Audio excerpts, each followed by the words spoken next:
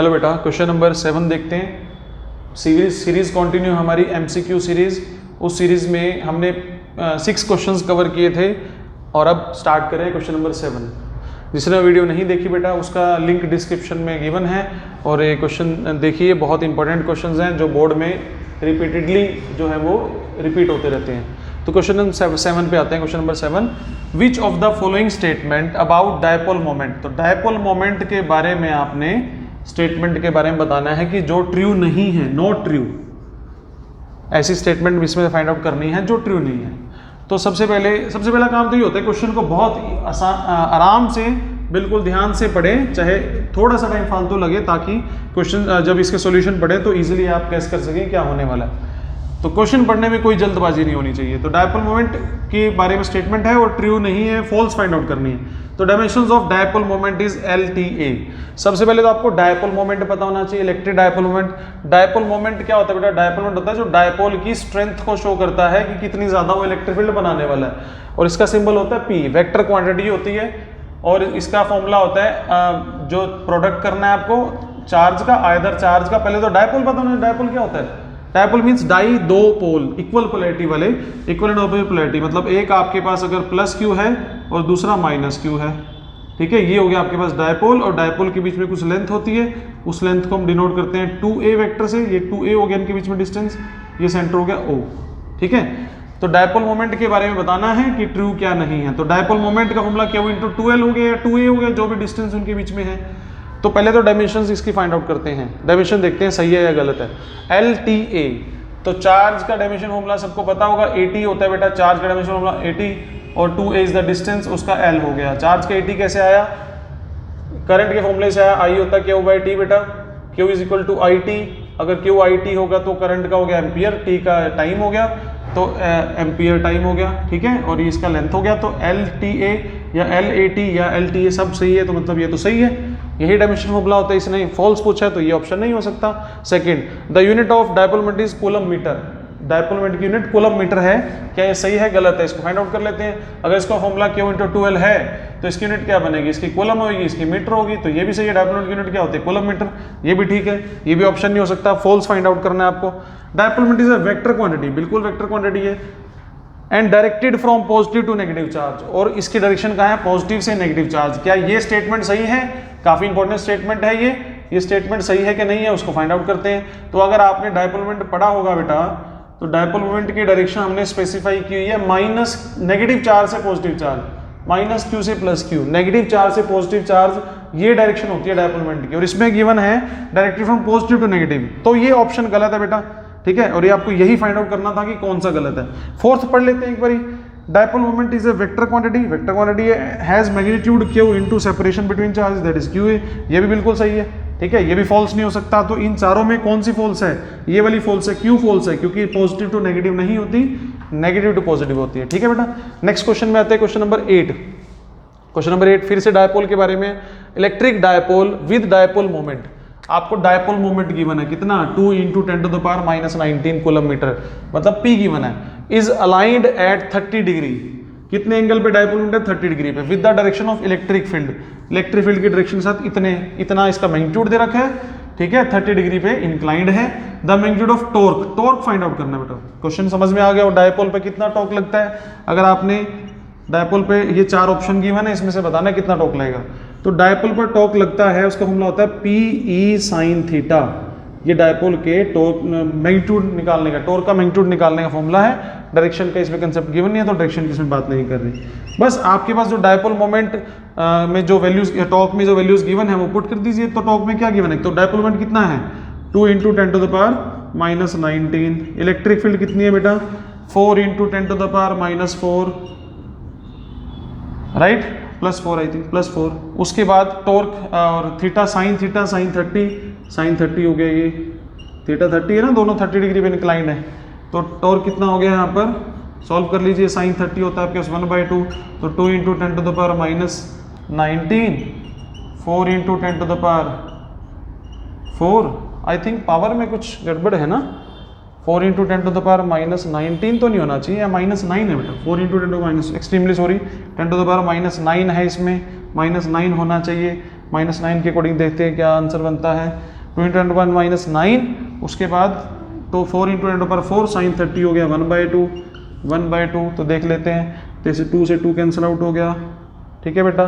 तो कितना आ गया 4 × 10⁻5, 4 × 10⁻5 हमारे पास ऑप्शन है। यूनिट क्या होगी न्यूटन मीटर। इसकी ये यहाँ से निकालेंगे टॉर्क क्या होता है, फोर्स इंटू परपेंडिकुलर डिस्टेंस भी होता है, वहाँ से न्यूटन मीटर बन जाएगी।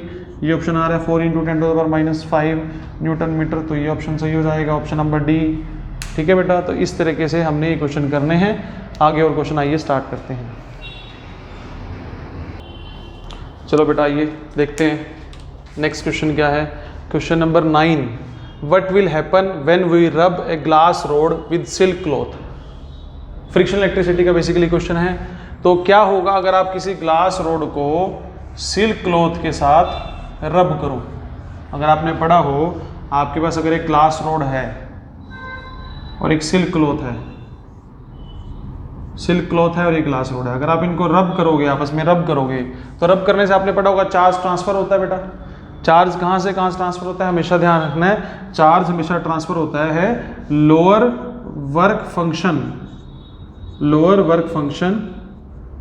To higher work function, lower work function to higher work function. क्या ट्रांसफर होता है बेटा, चार्ज। क्यों लोअर वर्क फंक्शन क्या होता है, वर्क फंक्शन होता है मिनिमम एनर्जी जो रिक्वायर होती है किसी मटेरियल से इलेक्ट्रॉन को निकालने के लिए, that is called work function.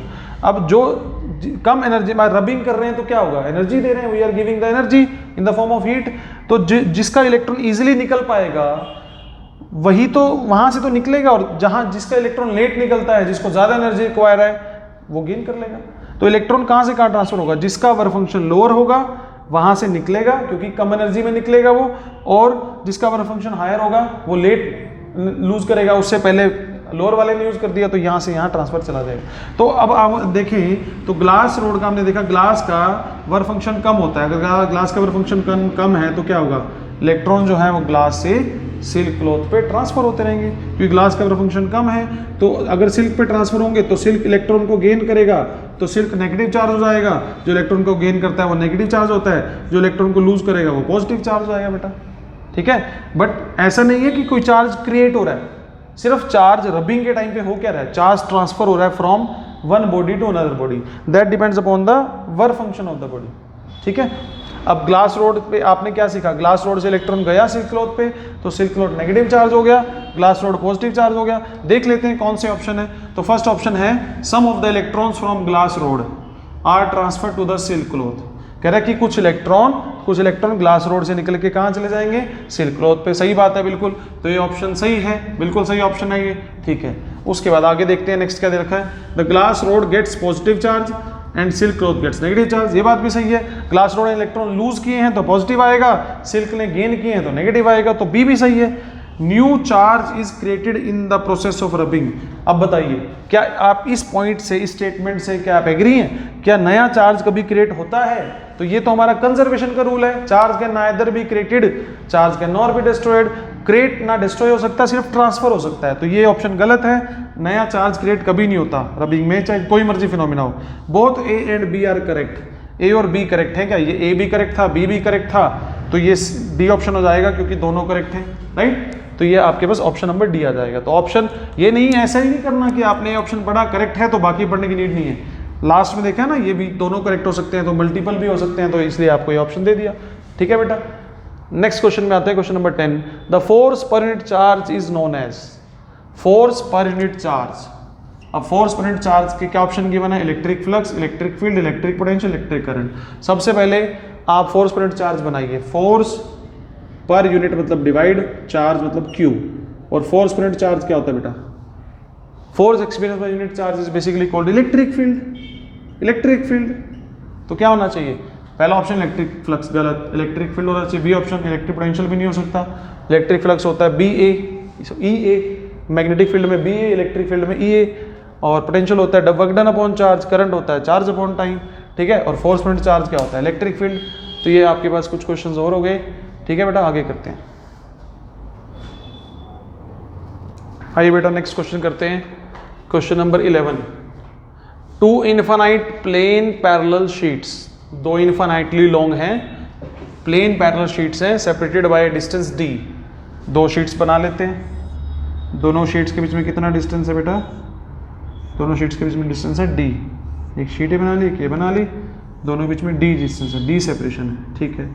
आगे क्या बोल रहे हैं, have equal and opposite uniform charge density. Equal and opposite है मतलब अगर एक पे प्लस सिग्मा है दूसरे पे माइनस सिग्मा है, ठीक है। Electric field at A point between the plates is, plates के बीच में यहाँ पर क्या बताना है बेटा, इलेक्ट्रिक फील्ड बतानी है।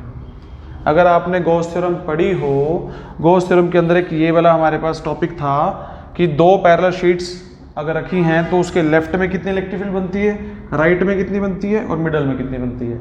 उस रिलेशन से अगर हम बनाते हैं तो उसके बाद, और यहाँ से आप फाइंड आउट भी कर सकते हैं एक शीट कितनी इलेक्ट्रिक फील्ड बनाती है वो देख लेते हैं। एक शीट कितनी इलेक्ट्रिक फील्ड बनाती है बेटा, एक शीट इलेक्ट्रिक फील्ड बनाती है सिग्मा बाय 2 एप्सिलॉन नॉट। कितनी बनाती है बेटा, सिग्मा बाय 2 एप्सिलॉन नॉट, ठीक है। पॉजिटिव चार्ज है तो इलेक्ट्रिक फील्ड बाहर की तरफ होगी, ठीक है, और नेगेटिव है तो इलेक्ट्रिक फील्ड कहाँ होगी, इलेक्ट्रिक फील्ड इधर होगी। कितनी होगी, नेगेटिव है ना, तो इसमें भी तो इनवर्ड होगी बेटा, नेगेटिव में नेगेटिव अट्रैक्टिव का इनवर्ड, तो ये भी कितनी बनाएगी, सिग्मा बाय 2 एप्सिलॉन नॉट।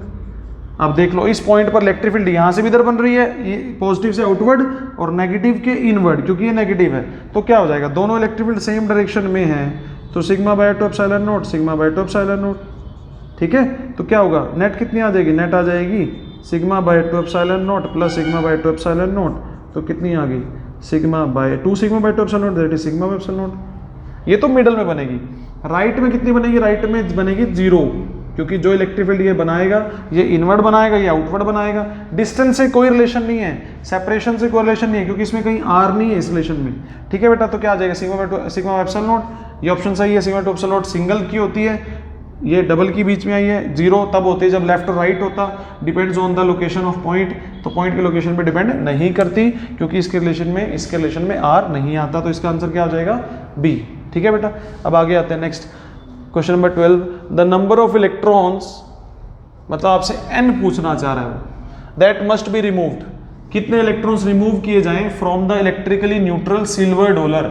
एक सिल्वर डॉलर है उसमें से आपको, और वो न्यूट्रल है, न्यूट्रल का मतलब क्या है, उसके पास जितने नंबर ऑफ इलेक्ट्रॉन्स हैं उतने ही नंबर ऑफ प्रोटॉन्स भी हैं, तो न्यूट्रल हो गया। उससे आपको इलेक्ट्रॉन निकालने हैं। क्यों निकालने हैं, क्योंकि आप उसको पॉजिटिव चार्ज देना चाहते हो।